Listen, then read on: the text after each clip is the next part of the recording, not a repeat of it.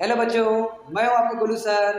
आज मैं आपके लिए लेके आया हूं बोर्ड एग्जाम के लिए 2 अंक का आने वाले महत्वपूर्ण प्रश्नों का कलेक्शन। ये जो वीडियो है आपको इस साल एग्जाम के लिए बहुत ज़्यादा हेल्प करने वाला है, तो आप इस वीडियो को शुरू से अंत तक अच्छे से देखिएगा। इसमें आपको 2 नंबर वाले में 5 क्वेश्चन बताने वाला हूँ, मतलब आपको सीधा 10 नंबर का क्वेश्चन एक ही वीडियो में देने वाला हूँ। तो चलिए हम शुरू करते हैं। सबसे महत्वपूर्ण प्रश्न जो है हमको मिला है, सिद्ध कीजिए कि sine to power of 4 theta minus cos to power of 4 theta equal to sine square minus cos square. आपको 2 अंक वाला पहला क्वेश्चन जो मिला है वो हमारा सिद्ध कीजिए कि, मतलब सिद्धे के रूप में मिला है, sign to power of 4 theta मतलब साइन का घात 4 थीटा ऋण कॉस का घात 4 थीटा बराबर sine square theta minus cos square theta.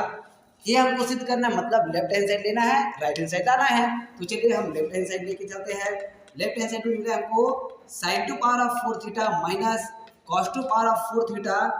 इसको हम कैसे लिख सकते हैं, देखिएगा, इसको हम लिख सकते हैं साइन स्क्वायर थीटा और पूरे का वर्ग माइनस कॉस स्क्वायर थीटा पूरे का वर्ग। इसको हम कैसे तोड़ रहे हैं, इसको हम तोड़ रहे हैं a का वर्ग पूरे का वर्ग ऋण b का वर्ग पूरे का वर्ग, और a का वर्ग ऋण b का वर्ग। ये आपको a के जगह में मिला है a का वर्ग और b के जगह में मिला है b का वर्ग। इसको हम कैसे तोड़ते हैं, a का वर्ग माइनस b का वर्ग, सूत्र याद करो क्या होता है, a plus B a minus B. क्या होता है, a plus B a minus B, लेकिन a के जगह में पूरा साइन स्क्वायर है और b के जगह में कॉस स्क्वायर है, तो इसको हम लिख देंगे sine square theta plus cos square theta. अभी हमने लिखा a प्लस बी, अब हम लिखेंगे a माइनस बी, तो अगला में हो जाएगा sine square theta minus cos square theta. अभी हमने फार्मूला कौन सा लगाया, ये हमने लगाया a का वर्ग माइनस b का वर्ग बराबर a धन b और a माइनस b का फार्मूला लगाया।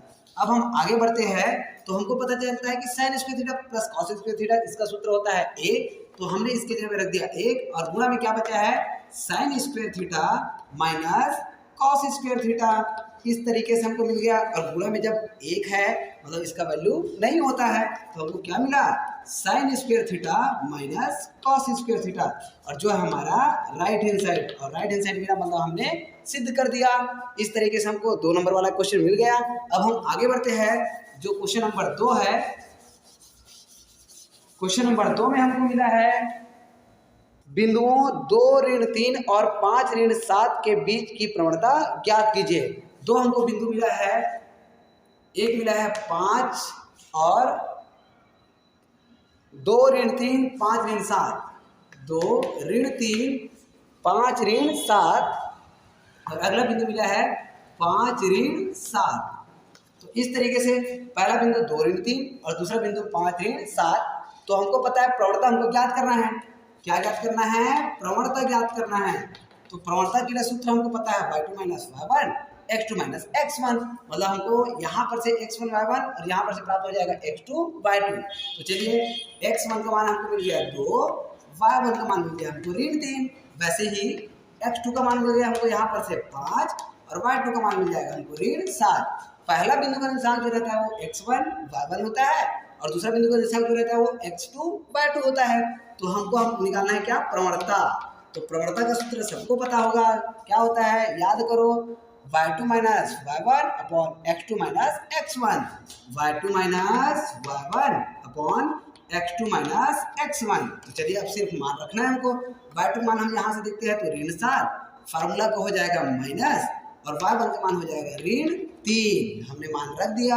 अब वैसे ही इधर मान रखते हैं, x2 का मान है 5, x2 का मान 5, फार्मूला को हो गया माइनस, और x का मान हो जाएगा 2। चलिए तो अब आगे हल करिए, ऋण 7 ऋण का गुणा हो जाएगा धन, और यहाँ पर का 3, और हम जब 5 में 2 घटाते हैं तो कितना आता है, 3 आता है। अब देखिए ऋण 7 धन 3, एक ऋण है और एक धन है, मतलब घटेगा, चिन्ह बड़ी संख्या का लगेगा, तो 7 में 3 घटा आ गया 4, चिन्ह बड़ी संख्या का मतलब माइनस, और बटा में आ जाएगा हमारे पास 3। तो इसका प्रवणता कितना निकल गया, ऋण 4/3, और ये हो जाएगा हमारा आंसर। तो ये हो गया प्रश्न नंबर 2, जो कि 2 नंबर के लायक है। अब हम चलते हैं क्वेश्चन नंबर 3 में। तो चलिए आगे बढ़ते हैं। क्वेश्चन नंबर 3 में हमको मिला है समांतर श्रेणी 4 7 10 13 का 21वां पद ज्ञात कीजिए। समांतर श्रेणी हमको मिला है 4 7 11। क्वेश्चन नंबर 3, 4, 7, 11 इस श्रेणी का 21वां पद। कौन सा पद ज्ञात करना है? 21वां पद ज्ञात करना है। 21वां पद हमको ज्ञात करना है। तो श्रेणी का कोई भी पद ज्ञात करने के लिए हमको याद होना चाहिए कौन सा सूत्र? एनवां पद का। एनवां पद का सूत्र क्या होता है? a plus N minus 1 into D. मतलब हमको प्रथम पद चाहिए, पदों की संख्या चाहिए और सर्वांतर चाहिए। तो चलिए, श्रेणी जब हमको दिया है, जब हमको श्रेणी मिला मतलब हम वहां से क्या क्या प्राप्त कर सकते हैं? एक तो प्राप्त कर सकते हैं प्रथम पद। तो प्रथम पद हमको मिला है, प्रथम पद को हम दर्शाते हैं ए से। ए का मान जहां से श्रेणी शुरू हुआ है इसका मान हो जाएगा 4। और सर्वांतर हमको मिला है, सर्वांतर मतलब अगला माइनस पिछला। सर्वांतर को दर्शाते हैं किससे? बी से। अगला माइनस पिछला मतलब 7 ऋण 4 बराबर में मिल गया हमको 3। और पदों की संख्या ये हमको प्राप्त होता है वह के सामने वाली संख्या को हम कहते हैं। तो एन का मान हो जाएगा हमारे पास 21। अब सबका मान जब निकल गया तो एनवा पद का सूत्र हमको पता है। एनवा पद इसको हम दर्शाते हैं ए एन से। तो ए एन बराबर हो जाएगा a plus N minus 1 into d. अब बस हमको मान रखना है। तो ए का तो ए हो गया और एन का मान हमने कितना प्राप्त किया है? 21। तो ये हो जाएगा हमारे पास 21 बराबर में ए का मान देखिए तो कितना प्राप्त किया हमने? 4 धन एन का मान हमने प्राप्त किया है 21 ऋण 8 इंटू में हो जाएगा हमारे पास डी। सॉरी, डी का मान भी तो कुछ प्राप्त किए हैं। देखो कितना प्राप्त किए हैं? 3। तो यहाँ पर हो गया 3। तो 4 धन 20 में 21 में एक घटा तो आ जाएगा 20 और गुणा में हमारे पास प्राप्त हुआ है 3। तो पहले हम हल करते हैं गुणा को। देखिए, प्लस करके गुणा मत कर दीजिएगा। पहले हम गुदामस का आपको फार्मूला पता है ना, सबसे पहले भाग, उसके बाद गुणा, उसके बाद जोड़ना, उसके बाद घटाना। तो गुणा को हम पहले हल करते हैं। तो यहाँ पर हो जाएगा 4 धन 20 दिया, ये हो जाएगा हमारे पास 60। दोनों को जोड़ेंगे तो कितना हो जाएगा? 64। और ये 64 आया भाई हमारा आंसर। तो ये हो गया क्वेश्चन नंबर 3। अब हम देखते हैं क्वेश्चन नंबर 4। वर्ग समीकरण x का वर्ग ऋण 11x बराबर 0 को हल कीजिए। तो हमको वर्ग समीकरण मिला है जिसमें हमको हल करने के लिए बोला गया है, मतलब x का मान निकालना है। किसका मान निकालना है? x का। तो चलिए हम देखते हैं वर्ग समीकरण हमको मिला है क्वेश्चन नंबर 4। ये हो गया हमारे पास वर्ग समीकरण x का वर्ग ऋण 11x। x का वर्ग ऋण 11x बराबर 0 को हल कीजिए। और हल करने का मतलब x का मान निकालना है। हल कीजिए। तो चलिए x का मान हम निकाल देते हैं। कैसे निकलेगा? ये तो दिख ही रहा है। x का वर्ग ऋण 11x बराबर में हमने क्या लिया है? 0। तो यहाँ से हमको कॉमन कुछ निकल रहा है क्या? देखिए तो यहाँ पर भी x है, यहाँ पर भी x है। तो हमने कॉमन क्या निकाल दिया? x। और यहाँ पर से बचा हमारे पास x ऋण यहाँ पर बचा है क्या? 11 और बराबर में बचा हमारे पास 0। अब इस स्थिति में पहले के बराबर भी 0 और दूसरे के बराबर भी 0। तो चलिए, तो x बराबर हमने ले लिया 0 और x ऋण 11 के बराबर भी हमने ले लिया 0। तो यहाँ पर x का मान तो हो गया 0। यहाँ पर x का मान निकालने के लिए हम क्या करेंगे? 11 को कर देंगे पक्षांतरण, जो माइनस है वो क्या हो जाएगा? प्लस हो जाएगा। तो x बराबर हो जाएगा 11 और ये भी हो जाएगा हमारा सेकंड आंसर। तो इस तरीके से x का मान क्या क्या निकला? 1 निकला 0 और 1 निकला 11। तो ये हो गया हमारा क्वेश्चन नंबर 4। अब हम देखते हैं क्वेश्चन नंबर 5, जिसमें हमको बोला गया है,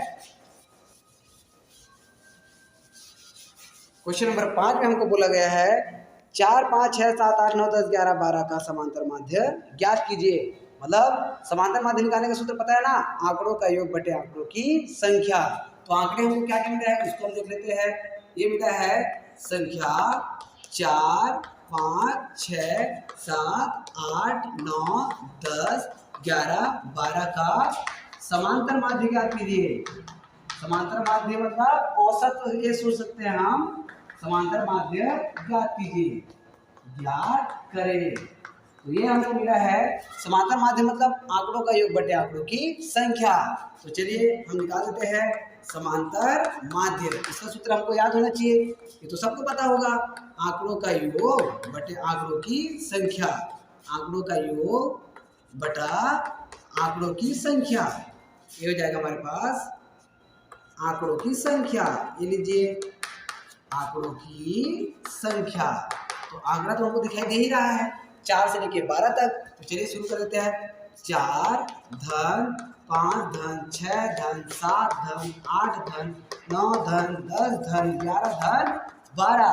अब आंकड़ों को हम गिन लेते हैं 1 2 3 4 5 6 7 8 9। तो इसको हमने क्या कर दिया, आंकड़ों को गिना तो कितना है, आंकड़ों की संख्या 9।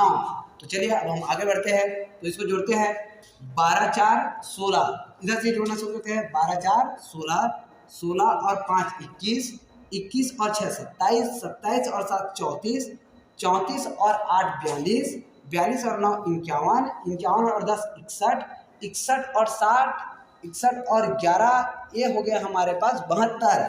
तो 72 बटा में कितना आ गया हमारे पास 9, और 9 से जब 72 को घटाएंगे तो 9 एकम 9 और 9 अट्ठे 72, मतलब हमारा आंसर कितना आया 8। तो इस तरीके से हमने 2 नंबर वाले जितने भी इंपॉर्टेंट क्वेश्चन है वो भी हमने पढ़ लिया।